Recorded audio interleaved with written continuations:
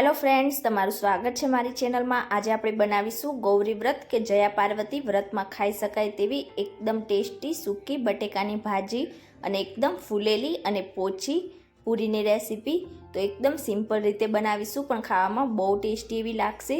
તો ચાલો બનાવીએ। રેસીપી સારી લાગે તો વિડીયોને લાઇક કરજો, વધારેમાં વધારે શેર કરજો અને જો તમને મારી રેસીપીઓ ગમતી હોય અને હજી સુધી ચેનલને સબસ્ક્રાઈબ ના કરી હોય તો સબસ્ક્રાઈબ કરીને બાજુમાં રહેલા બેલ આઇકનને ક્લિક કરજો એટલે નવી નવી રેસીપીના નોટિફિકેશન આવશે। તો ચાલો બનાવીએ।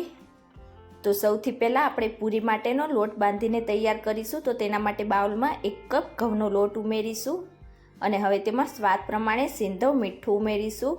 તો ઘણા લોકો વ્રતમાં સિંધવ મીઠું ખાતા હોય છે અને ઘણા લોકો નથી ખાતા હોતા। તો જો તમે ના ખાતા હોય તો મીઠું તમારે સ્કીપ કરવાનું અને હવે તેમાં 1 ટેબલસ્પૂન જેટલું તેલ ઉમેરીશું।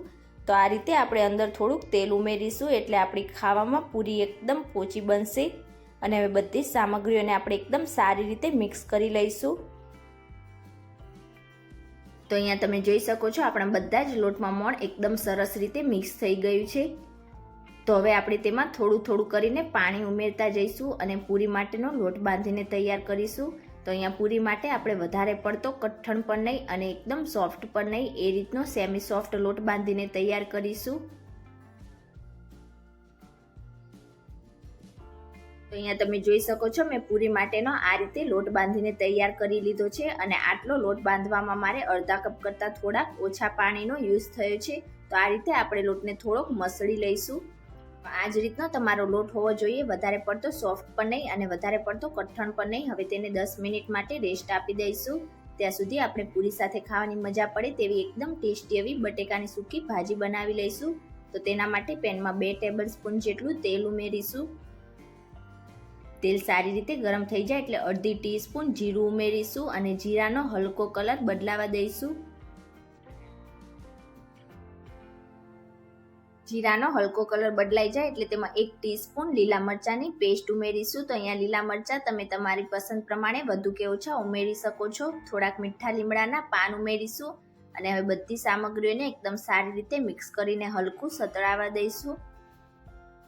મરચાં અને લીમડાના પાન હલકા સતળાઈ જાય એટલે હવે તેમાં બાફીને તૈયાર કરેલા બટેકાના ટુકડા ઉમેરી દઈશું। તો અહીંયા બટેકા તમે તમારી પસંદ પ્રમાણે નાના કે મોટા કટ કરી શકો છો અને હવે બધી સામગ્રીઓને આપણે એકદમ સારી રીતે મિક્સ કરીશું। તો આ બટેકાની સૂકી ભાજી આપણે એકદમ સિમ્પલ રીતે બનાવીશું પણ ખાવામાં બહુ ટેસ્ટી એવી લાગશે।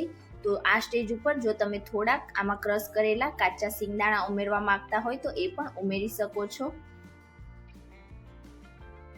અને હવે તેમાં અડધી ટીસ્પૂન કાળા મરીનો પાવડર ઉમેરીશું, અડધી ટીસ્પૂન કે સ્વાદ પ્રમાણે સિંધવ મીઠું ઉમેરીશું।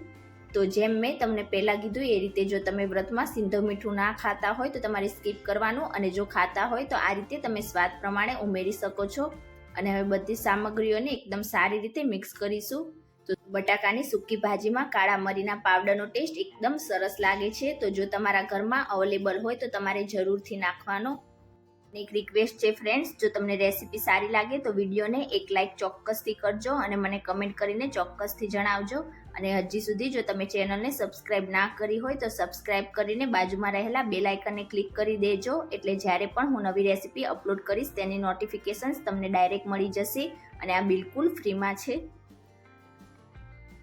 તો આ ભાજી થોડીક સ્પાઇસી અને ખાટી મીઠી હશે તો ખાવામાં બહુ ટેસ્ટી એવી લાગશે। તો તેના માટે આપણે 1 ટેબલસ્પૂન જેટલી ખાંડ ઉમેરી દઈશું અને હવે ઉપરથી અડધા લીંબુનો રસ ઉમેરીશું।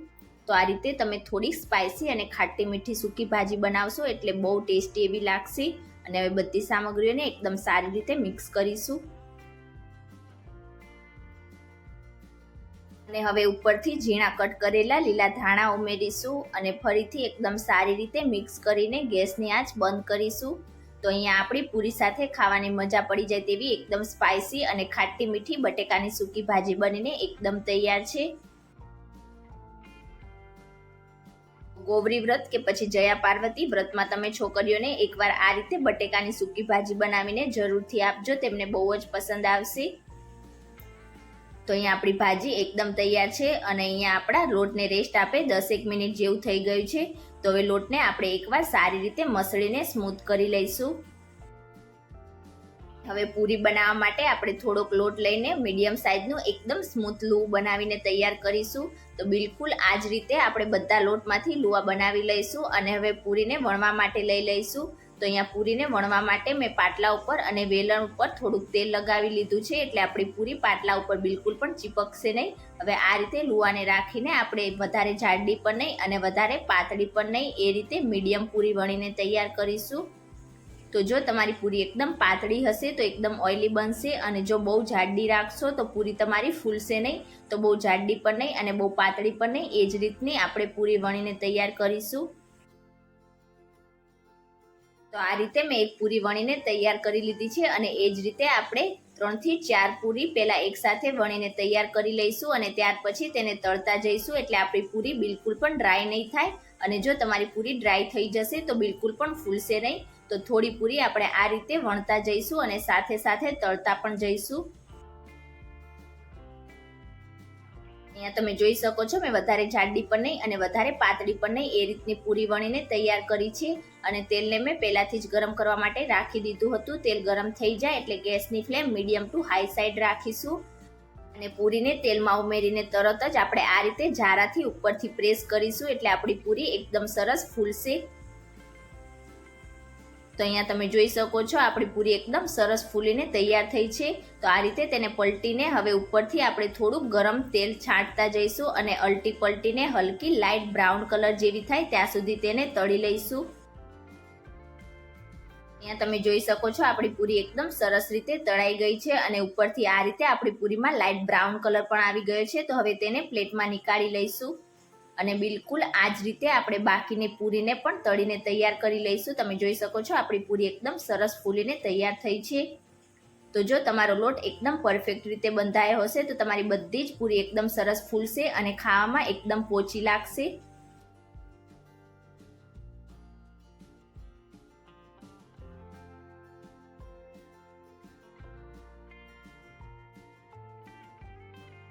તો આ જ રીતે આપણે બધા જ લોટમાંથી પૂરી વણતા જઈશું અને સાથે સાથે તેને તળીને તૈયાર પણ કરી લઈશું.